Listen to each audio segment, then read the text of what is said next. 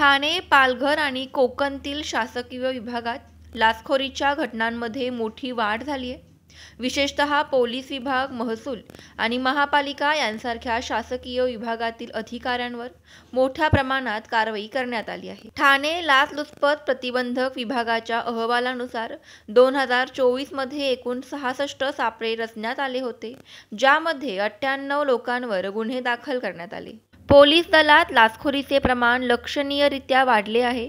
नियमभंग केलेली वाहने सोडविणे, जामीन मिळवून देणे आणि अटक टाळण्यासाठी लाच घेण्याचे प्रकार मोठ्या प्रमाणावर उघडकीस आले आहेत. 21 पोलीस अधिकाऱ्यांवर गुन्हे दाखल करण्यात आले असून वेगवेगळ्या प्रकारांमध्ये 5,000 रुपयांपासून ते 21 लाख रुपयांपर्यंत लाच मागितल्याचे समोर आले आहे.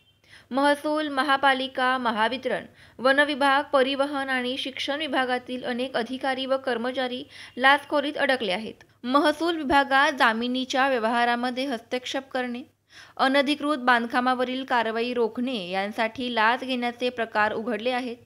पालिका आणि महावितरण विभागातील अनुक्रमे 11 आणि 6 अधिकाऱ्यांवर गुन्हे दाखल करण्यात आले आहेत. ठाणे लाचलुचपत प्रतिबंध विभागाच्या कार्यक्षेत्रात अपसंपत्तीशी संबंधित 7 गुन्हे दाखल झाले असून यात 151 जणांवर कारवाई करण्यात आली आहे. ही सर्व प्रकरणे सध्या तपासाधीन आहेत.